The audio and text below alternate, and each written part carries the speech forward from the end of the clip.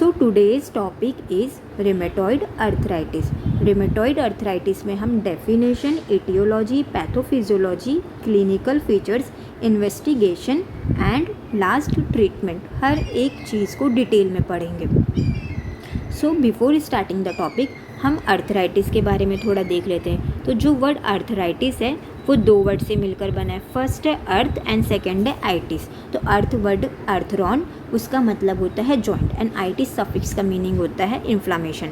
तो अब जॉइंट क्या होता है? अर्थराइटिस मीन्स जॉइंट में इन्फ्लामेशन। तो अब जॉइंट क्या होता है? जब दो बोन एक दूसरे से मीट करती है तो उस स्पेस को कहते हैं जॉइंट, अर्थरॉन। तो ये एक बोन हो गई, ये दो बोन हो गई। अब ये दोनों एक दूसरे से मीट करी तो इधर की स्पेस क्या हो गई? जॉइंट। तो जब जॉइंट में इधर इन्फ्लामेशन हो जाए तो उसे क्या कहते हैं? अर्थराइटिस। तो अर्थराइटिस के बहुत सारे टाइप्स होते हैं, उसमें से एक है रिमेटॉइड अर्थराइटिस जो आज हम पढ़ेंगे। तो बिफोर स्टार्टिंग द टॉपिक हम जॉइंट के कुछ एनाटॉमी और फिजियोलॉजी को समझ लेते हैं। तो ये हो गई एक हेल्दी जॉइंट, ये हो गई उसकी मसल्स, ये हो गई कार्टिलेज। कार्टिलेज में मेनली कौन सी कार्टिलेज पाई जाती है? Highline articular cartilage. ये जो ब्लू कलर का है ये हो गई हाईलाइन आर्टिकुलर कार्टिलेज। ये हो गई उसकी बोन की साइनोवियल मेम्ब्रेन, ये बर्सा, बोन की कैप्सूल, जॉइंट की कैप्सूल, टेंडन एंड बोन। तो रिमेटॉइड अर्थराइटिस एक ऑटो इम्यून डिजीज़ है। ऑटो इम्यून डिजीज़ उसे कहते हैं जिसमें बॉडी की इम्यून सेल्स बॉडी की दूसरी सेल्स को अटैक करने लग जाती है, उसे डैमेज और डिस्ट्रक्ट करने लग जाती है। तो रिमेटॉइड अर्थराइटिस में मेनली क्या होता है? इम्यून सेल बनते हैं जो इधर जो साइनोवियम होता है उसे अटैक करने लग जाती है, उसे डिस्ट्रक्ट करने लग जाती है। तो उसकी वजह से क्या होता है? बोन में, जॉइंट में इन्फ्लामेशन हो जाता है और पेशेंट में पेन की कंडीशन आती है। तो जब ऑटो इम्यून सेल्स बने हैं वो अटैक कर रहे साइनोवियम में, उसकी वजह से बोन में इरोजन हो जाएगा और बोन में जो जॉइंट है, साइनोवियल मेम्ब्रेन है, उसमें स्वेलिंग आ जाएगी और इन्फ्लेमेशन हो जाएगा। तो अब डेफिनेशन समझते हैं। जो रिमेटॉइड अर्थराइटिस है वो तीन वर्ड से मिलकर बना है। फर्स्ट है रिमेटॉइड। रिमेटॉइड मतलब होता है related to the musculoskeletal system, means muscles और स्केलेटल सिस्टम से रिलेटेड है। और सेकेंड वर्ड है अर्थरॉन। अर्थरॉन का मतलब होता है जॉइंट, एंड आइटिस सफिक्स का मीनिंग होता है इन्फ्लामेशन। तो मीन्स जॉइंट में तो इन्फ्लामेशन हो रहा है, अर्थराइटिस हो रहा है, साथ ही साथ रिमेटॉइड भी है। रिमेटॉइड मीन्स मसल्स और स्केलेटल सिस्टम भी इसमें इन्वॉल्व है। तो अब डेफिनेशन समझते। It is a autoimmune disease, it is a multi system inflammatory disease, primarily affect synovial and tissue adjacent to the synovium. तो ये एक तरह से ऑटो इम्यून डिजीज़ है, मीन्स बॉडी की इम्यून सेल्स साइनोवियम को attack करेंगे, उसको डिस्ट्रक्ट करेंगे। मल्टी सिस्टम मीन्स और भी सिस्टम को इन्वॉल्वमेंट होगा इसमें, like respiratory system, cardiovascular system, जो हम आगे देखेंगे। ये दूसरे सिस्टम में भी इसके मैनिफेस्टेशन देखने मिलते हैं। और ये मेनली किसको अफेक्ट करता है? साइनोवियम में, जो बोन में जो साइनोवियम होता है इसको अफेक्ट करता है। और उसके जो एडजेसेंट में टिश्यूज़ होते हैं उसमें भी प्रॉब्लम होती है। अब इसका इटियोलॉजी देखते हैं। इटियोलॉजी दो बेसिस पे है। फर्स्ट है इम्यूनोलॉजिक फैक्टर जिसमें हम जेनेटिक देखेंगे, एंड सेकेंड है अदर फैक्टर जिसमें एनवायरमेंटल फैक्टर भी ऐड है। तो जेनेटिक फैक्टर में मेनली कौन सा जीन होता है? HLA gene, that is human leukocyte antigen. उसमें भी मेनली कौन सी जीन होती है? DRB1 जीन और DR4 जीन में प्रॉब्लम रहती है। तो उसके जीन में मेनली जो क्रोमोसोम नंबर 6 होता है उसमें म्यूटेशन या प्रॉब्लम होने की वजह से रिमेटॉइड अर्थराइटिस की कंडीशन डेवलप होती है।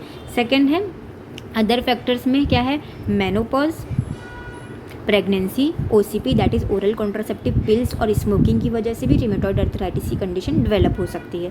फिर नेक्स्ट इसका इंट्रोडक्शन देख लेते हैं। Most common inflammatory arthritis means जो इन्फ्लामेटरी अर्थराइटिस है बहुत सारे टाइप की होती है, like ankylosis, spondylosis, rheumatoid arthritis, osteoarthritis, बहुत सारे डिफरेंट टाइप्स के इन्फ्लामेटरी अर्थराइटिस होते हैं। लेकिन जो रिमेटॉइड अर्थराइटिस है वो बहुत ज़्यादा हमें देखने मिलता है। मोस्ट कॉमन टाइप है अर्थराइटिस का, क्रॉनिक है, ग्रेजुअल डेवलप होता है, ये एक्यूट डिजीज़ नहीं है, इंसाइडियस डिजीज़ है, सिमेट्रिकल है, मीन्स अगर एक जॉइंट का इन्वॉल्वमेंट होगा तो एक साइड की जॉइंट का इन्वॉल्वमेंट होगा तो दूसरी साइड के भी जॉइंट का इन्वॉल्वमेंट होगा, बोथ साइड सिमेट्री में जॉइंट का इन्वॉल्वमेंट होता है। Debilitatory, destructive, inflammatory, polyarthritis. Polyarthritis means दो या दो से ज़्यादा, 5 या 5 से ज़्यादा जॉइंट का इन्वॉल्वमेंट होगा और एक इन्फ्लामेटरी डिजीज़ है। अब इसकी पैथोफिजियोलॉजी से पहले इसका इन्वॉल्वमेंट देख लेते हैं कि कहाँ कहाँ इसमें किस किस जॉइंट का और रिमेटॉइड अर्थराइटिस में इन्वॉल्वमेंट होता है। शोल्डर जॉइंट का होता है, एल्बो जॉइंट का होता है, रिस्ट जॉइंट का होता है, नी जॉइंट का होता है एंड एंकल जॉइंट का होता है। मेनली ये स्मॉल जॉइंट को इन्वॉल्व करता है, अफेक्ट करता है, लेकिन लार्ज जॉइंट पे भी कभी कभी इसके इन्वॉल्वमेंट देखने मिलती है। लेकिन ये जो रूमेटॉइड अर्थराइटिस है मेनली स्मॉल जॉइंट को अफेक्ट करता है। तो अब इसकी पैथोफिजियोलॉजी देख लेते हैं। पैथोफिजियोलॉजी समझने से पहले मैं ये बताती हूँ कि जो बोन है वो प्रोटीन से बनता है, और प्रोटीन मेनली किस प्रोटीन से बनता है, वाइमेंटिन और कोलेजन प्रोटीन से बनता है। और प्रोटीन फर्दर किस चीज़ से बनता है, अमाइनो एसिड से बनता है। तो इसमें कौन सी प्रोटीन अमाइनो एसिड काम करती है, अर्जिनिन नाम की एक अमाइनो एसिड काम करती है। तो जो बोन का formation protein that is vimentin और कोलेजन प्रोटीन से बना है, और जो प्रोटीन फर्दर अमाइनो एसिड से बना है मेनली अर्जिनिन अमाइनो एसिड से बना है। तो जो अर्जिनिन अमाइनो एसिड है वो कन्वर्ट हो जाती है सिट्रुलिन बाय सिट्रुलिनेशन प्रोसेस की वजह से। तो जो अर्जिनिन अमाइनो एसिड है वो सिट्रुलिन में कन्वर्ट हो गई सिट्रुलिनेशन की वजह से। तो अब जो ये सिट्रुलिन बना है इसे ही बॉडी फॉरेन बॉडी समझ लेती है, एंटीजन समझ लेती है, और इसकी वजह से जब ये इसको फॉरेन बॉडी समझती है तो ये जो वाइमेंटिन और कोलेजन है ये अपने स्ट्रक्चर को चेंज करने लगते हैं, अपने आप को मॉडिफाई करने लगते हैं, और इसकी वजह से पूरी ऑटो इम्यून की कंडीशन डेवलप हो जाती है। अब इसकी पैथोफिजियोलॉजी देखते हैं। तो कोई भी ईटोलॉजिकल फैक्टर की वजह से जो कोलेजन और वाइमेंटिन है वो अपने आप को चेंज करने लगेंगे, वो अपने आप में क्या करने लगेंगे, मॉडिफिकेशन, अपने स्ट्रक्चर को मॉडिफाई करने लगेंगे। क्यों? क्योंकि जो वाइमेंटिन और कोलेजन प्रोटीन है वो अमाइनो एसिड से बनता है, मेनली अर्जिनिन नाम के अमाइनो एसिड से बनता है, और अर्जिनिन अमाइनो एसिड कन्वर्ट हो जाता है सिट्रुलिन में बाय सिट्रुलिनेशन प्रोसेस। तो अब जो ये सिट्रुलिन बना है उसे ही बॉडी एंटीजन मानने लगती है और उसके अगेंस्ट एंटीबॉडी बनाने लगती है, और ऑटो इम्यून की कंडीशन डेवलप होती है। तो जो सिट्रुलिन है उसकी वजह से जो वाइमेंटिन और कोलेजन अपने आप को मॉडिफाई कर रहे हैं, अपने अपने स्ट्रक्चर को चेंज कर रहे हैं। तो अब ऑटो एंटीबॉडी में जो साइनोवियम में मैक्रोफेजेस प्रेजेंट होती है, मेनली जो साइनोवियम है वो इम्यून सेल बनाती है। तो साइनोवियम में क्या रहता है, मैक्रोफेजेस रहता है। मैक्रोफेजेस क्या हो जाती है, एक्टिवेट हो जाती है। तो मैक्रोफेजेस एक्टिवेट होकर क्या बनाएंगी, बी सेल्स बनाएंगी और टी सेल्स बनाएगी। मैक्रोफेजेस बी सेल्स बनाएगी और टी सेल्स बनाएगी, और टी सेल्स मेनली क्या करेगी, बहुत सारे इन्फ्लामेटरी मीडिएटर्स रिलीज़ करेगी। इन्फ्लामेटरी प्रोसेस से ऑब्वियसली इन्फ्लामेटरी मीडिएटर्स रिलीज़ होंगे। तो टी सेल्स मेनली साइटोकाइंस को रिलीज़ करती है, इंटरफेरॉन गामा एंड इंटरल्यूकिन 17। और वो जो इन्फ्लामेटरी मीडिएटर जो साइटोकाइंस रिलीज़ हुए हैं, इंटरफेरॉन गामा और इंटरल्यूकिन 17, वो फर्दर मैक्रोफेज को एक्टिवेट कर देंगे। फिर मैक्रोफेजेस वापस इन्फ्लामेटरी मीडिएटर्स रिलीज़ करेगी, like interferon alpha, interleukin 1 and interleukin 6। ये टी सेल्स का काम हो गया। अब देखते हैं बी सेल्स क्या करता है। बी सेल्स अपने आप को प्रोलिफरेट करता है, मल्टीप्लाई करता है, और क्या किस में कन्वर्ट हो जाता है, प्लाज्मा सेल से। बी सेल ने अपने आप को रेप्लिकेट किया, मल्टीप्लाई किया और प्लाज्मा सेल में कन्वर्ट हो गया। और प्लाज्मा सेल ऑटो एंटीबॉडीज़ बनाती है। प्लाज्मा सेल मेनली दो टाइप की ऑटो एंटीबॉडीज़ बनाती है। एक होता है rheumatoid factor that is IgM, और दूसरा होता है anti CCP that is anti citrullinated proteins. तो जो बी सेल्स हैं उसने ऑटो एंटीबॉडीज़ बनाई, मेनली दो टाइप की एंटीबॉडीज़ बनाई। एक होता है रिमेटॉइड फैक्टर IgM और एक होता है anti CCP that is anti citrullinated proteins. तो अब इसका डायग्राम से समझ लेते हैं। यहाँ जो एंटीबॉडीज़ आई है, जो दो एंटीबॉडीज़ है, मेनली ये दो एंटीबॉडीज़ जो साइनोवियम में आई है अटैक करने के लिए, वो क्या कर देती है, पैनस का फॉर्मेशन कर देती है। पैनस क्या होता है, एक तरह से क्लस्टर होता है, मतलब साइनोवियल सेल्स का प्रोलिफरेट होकर एक तरह से क्लस्टर बना लेती है साइनोवियम में, जिसकी वजह से ये एरिया हार्ड हो जाता है, रिजिड हो जाता है, स्टिफ हो जाता है, और वहाँ पेन की कंडीशन डेवलप होती है और रूमेटॉइड अर्थराइटिस की कंडीशन डेवलप हो जाती है। आई होप ये पैथोफिजियोलॉजी क्लियर है। एक और बार एक्सप्लेन कर देती हूँ। ये कोई भी एनी इटियोलॉजिकल फैक्टर की वजह से वाइमेंटिन और कोलेजन अपने आप को इस स्ट्रक्चर को मॉडिफाई करेंगे। क्यों मॉडिफाई करेंगे? क्योंकि अर्जिनिन ने कन्वर्ट होकर सिट्रुलिन बना लिया, और वो सिट्रुलिन को एंटीबॉडी एंटीजन समझने लगते हैं, तो ये अपना स्ट्रक्चर चेंज करने लग जाएंगे। तो वहाँ साइनोवियम में जो मैक्रोफेजेस होते हैं इम्यून सेल्स के, वो अपने आप को एक्टिवेट कर देंगे और बी सेल्स बनाएंगे, टी सेल्स बनाएंगे। टी सेल्स रिलीज़ करेगा cytokines like interferon gamma and interleukin 17, और वो फर्दर मैक्रोफेज को एक्टिवेट करेगा और बनाएगा इन्फ्लेमेटरी मीडिएटर्स को रिलीज़ करेगा like interferon alpha, interleukin 1 and interleukin 6।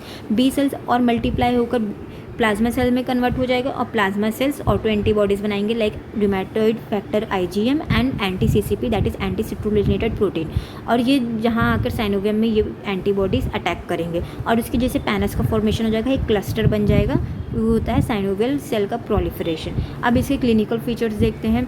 इसमें तो जॉइंट का इन्वॉल्वमेंट होगा, मैंने पहले ही बताई थी डेफिनेशन में कि मल्टी सिस्टम डिजीज़ है, मीन्स दूसरे सिस्टम को भी इन्वॉल्वमेंट इधर देखने मिलेगा। तो non articular means articular cartilage के अलावा भी और क्या क्या इन्वॉल्वमेंट होता है। तो पहले आर्टिकुलर मीन्स जॉइंट में क्या क्या इन्वॉल्वमेंट होता है। मोस्ट कॉमनली कौन से जॉइंट इसमें इन्वॉल्व होते हैं, स्मॉल जॉइंट इन्वॉल्व होते हैं। इस स्मॉल जॉइंट पे भी metacarpophalangeal joint, PIP proximal interphalangeal joint and the tarso interphalangeal joint का इन्वॉल्वमेंट होगा। और जॉइंट में पेन रहेगा, स्टिफनेस रहेगी, टेंडरनेस प्रेजेंट रहेगी, इन्फ्लेमेटरी कंडीशन है तो ऑब्वियसली स्वेलिंग प्रेजेंट रहेगी। स्पेसिफिक डिफॉर्मिटीज़ देखने मिलती है जैसे स्वॉन नेक डिफॉर्मिटीज़, जैसे ये होगी स्वॉन नेक डिफॉर्मिटी मीन्स जो फिंगर्स होती है स्ट्रेट, वो इधर जो फर्स्ट पार्ट होता है फिंगर्स का वहाँ बेंडिंग देखने मिलेगी, उसे क्या कहते हैं स्वॉन नेक डिफॉर्मिटीज़। लाइक फिंगर्स में पर्सन ये अपना फर्स्ट पार्ट ऐसे बेंड कर पाएगा, उसे कहते हैं स्वॉन नेक डिफॉर्मिटी। नेक्स्ट डिफॉर्मिटी होती है बॉटोन्यूअर डिफॉर्मिटी, मीन जो फिंगर में ये वाला पार्ट होता है यहाँ से पेशेंट अपना फिंगर बेंड कर पाएगा, मीन ज़्यादा उधर बेंडिंग देखने मिलेगी, उसे कहते हैं बॉटोन्यूअर डिफॉर्मिटी। तो हमें रूमेटॉइड अर्थराइटिस में ये दो डिफॉर्मिटी देखने मिलेगी कि यहाँ से फिंगर्स की बेंडिंग होगी और यहाँ से भी फिंगर्स की बेंडिंग होगी। स्वॉन नेक डिफॉर्मिटी भी देखने मिलेगी और बॉटोन्यूअर डिफॉर्मिटी भी देखने मिलेगी।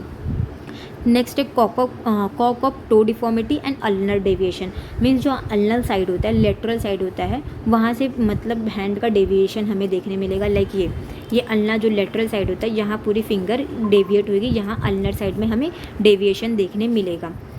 नेक्स्ट क्या मिलेगा, पॉप्लेटियल सिस्ट, इसे क्या कहते हैं बैकर सिस्ट भी देते हैं। तो जो साइनोवियल फ्लूइड है वो जो फ्लूइड लीक होकर पॉप्लेटियल फोसा में अक्यूमुलेट हो जाता है, उसे कहते हैं बैकर सिस्ट। नेक्स्ट क्या है, नॉन आर्टिकुलर में क्या मिलेगा हमें, ब्लड में अनीमिया देखने मिलेगा। क्यों, क्योंकि RBC का डिस्ट्रक्शन हो रहा है। इंक्रीज्ड RBC, WBC इंक्रीज्ड क्यों मिलेंगे, क्योंकि इन्फ्लामेटरी डिजीज़ है, ऑटो इम्यून डिजीज़ है, तो वहाँ WBC ज़्यादा देखने मिलेगा। वास्कुलर इन्वॉल्वमेंट में हमें स्मॉल आर्टरीज़ में वास्कुलाइटिस देखने मिलेगा। ऑब्वियसली कार्डियक क्योंकि इन्वॉल्वमेंट क्यों मिलेगा, क्योंकि हार्ट में भी कोलेजन प्रेजेंट रहता है, इसलिए मायोकार्डाइटिस, पेरिकार्डाइटिस देखने मिलेगा। रेस्पिरेटरी में हमें pharyngitis, laryngitis, pleural effusion and pleuritis condition का मैनिफेस्टेशन मिलेगा। स्किन में अल्सरेटिव लीजन्स देखने मिलेंगे एंड आइज़ में कंजक्टाइवा एंड यूवाइटिस देखने मिलेगा। रिमेटॉइड नोड्यूल्स भी बनेंगे। रिमेटॉइड नोड्यूल्स क्या है, जहाँ इन्फ्लामेटरी प्रोसेस हुई वहाँ सेंटर में नेक्रोसिस हो जाएगा, और नेक्रोसिस को कौन मतलब अटैक मतलब कौन जमा हो जाएगा उसके ऊपर, लिम्फोसाइट और मैक्रोफेजेस का अक्यूमुलेशन हो जाएगा। लेकिन नेक्रोसिस हुई, इन्फ्लेमेटरी प्रोसेस हुआ है तो ऑब्वियसली नेक्रोसिस तो होगी एंड में। तो जब नेक्रोसिस होगी तो उससे और कौन अक्यूमुलेट हो जाएगा उसके ऊपर, लिम्फोसाइट जमा हो जाएंगे एंड मैक्रोफेजेस जमा हो जाएगी, उसे कहते हैं रिमेटॉइड नोड्यूल। नेक्स्ट हम इन्वेस्टिगेशन में क्या करेंगे, क्लिनिकल क्राइटेरिया मोस्ट स्पेसिफिक इसका टेस्ट होता है डास 28 स्कोरिंग कराएंगे सिम्टम्स के बेसिस। सीरोलॉजिकल टेस्ट में हम रिमेटॉइड एंटीबॉडी और एंटी CCP जो दो टाइप की एंटीबॉडी बनती है उसे देखेंगे। तो जो रिमेटॉइड फैक्टर वाली एंटीबॉडी होती है वो इतनी स्पेसिफिक नहीं होती है, लेकिन जो एंटी CCP बॉडी है वो हमें पॉजिटिव मिलेगी, ये एक स्पेसिफिक इसमें सीरोलॉजिकल फाइंडिंग मिलेगा। एक्सरे में हम देखेंगे कि बोन में कोई नोड्यूल बने हैं या कोई डिफॉर्मिटी है, साइनोवियम डैमेज है, वो सब चेक करना है। बोन की डेंसिटी हमें कम मिलेगी। साइनोवियल एंड फ्लूइड एनालिसिस करेंगे, मीन्स साइनोवियल फ्लूइड को एस्पायरेट करेंगे, बाहर निकालेंगे और इसमें एनालिसिस करेंगे तो हमें वो येलो और ग्रीनी कलर का क्लाउडी फ्लूइड देखने मिलेगा और उसकी विस्कोसिटी लेस हो जाएगी और उसमें some amount of the lymphocyte भी प्रेजेंट होंगे। क्यों लिम्फोसाइट प्रेजेंट होगी, क्योंकि साइनोवियम में ही इम्यून सेल्स आकर अटैक करें तो हमें उधर लिम्फोसाइट का भी प्रेजेंस मिलेगा। और एक्यूट फेज में रिस्पॉन्स में ESR और C reactive protein that is CRP हमें बढ़ा हुआ मिलेगा। क्यों CRP बढ़ा हुआ मिलेगा, क्योंकि इन्फ्लामेटरी डिजीज़ है तो ऑब्वियसली CRP बढ़ जाएगा। ट्रीटमेंट में हम फार्माकोथेरेपी में डिमार्ट्स देते हैं। डिमार्ट्स में मेनली मेथोट्रेक्सेट अंजीसल्फा सैलिक्सिन ड्रग आती है जो इन्फ्लामेशन को कम करती है। फिर बायोलॉजिक्स में ये सब ड्रग देंगे जो इम्यूनिटी को सप्रेस करेगी, क्योंकि इम्यूनिटी का रिएक्शन हो रहा है, ऑटो इम्यून डिजीज़ है तो हम इम्यूनिटी को सप्रेस करने के लिए बायोलॉजिक्स ड्रग्स देंगे। फिर सर्जिकल ट्रीटमेंट करेंगे। साइनोवेक्टॉमी मीन्स साइनोवियम वो अगर बाहर निकालना होगा, अगर उसका कुछ पार्ट निकालना होगा तो वो करेंगे। ऑस्टियोटॉमी मीन्स बोन का कुछ पार्ट रिमूव कर देंगे। आर्थ्रोप्लास्टी मीन्स जॉइंट का रिप्लेसमेंट कर सकते हैं, ये सब होगा। और ये फिजियोथेरेपी बहुत अच्छा होता है, सबसे बेस्ट इसको कर लेंगे। कॉर्टिकोस्टेरॉइड में कॉर्टिकोस्टेरॉइड दे देंगे।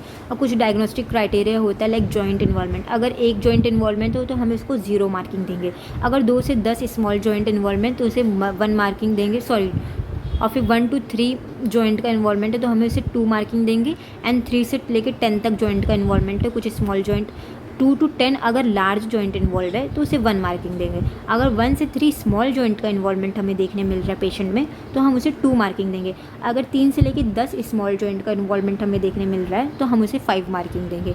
ड्यूरेशन अगर पेशेंट को 6 वीक से ज़्यादा है तो हम क्या बोलते हैं 0 कम है तो 0 मार्किंग देंगे, अगर 6 वीक से ज़्यादा है तो हम उसे 1 मार्किंग देंगे। सीरोलॉजिकल में अगर रिमेटॉइड फैक्टर और एंटी सीसीपी नेगेटिव आ रहे हैं तो 0 मार्किंग है। अगर वो पॉजिटिव आ रहे हैं मीन्स रिमेटॉइड फैक्टर एंटीबॉडी और एंटी सीसीपी एंटीबॉडी हमें मिल रही है पॉजिटिव है सीरोलॉजिकल फाइंडिंग में तो हम उसको 2 मार्किंग देंगे। और अगर वो इंक्रीज़ मिल रहा है, मिलने के साथ साथ और ज़्यादा वो बढ़ा हुआ भी मिल रहा है तो हम उसको 3 मार्किंग देंगे। और एक्यूट फेस में अगर CRP means C reactive protein normal है और ESR भी नॉर्मल है तो 0 मार्किंग, अगर दोनों बढ़े हुए तो 1 मार्किंग। अगर इसमें से सब मार्किंग करने के बाद टोटल हो रहा है 6 और डायग्नोसिस कंफर्म हो जाती है कि रिमेटॉइड अर्थराइटिस है।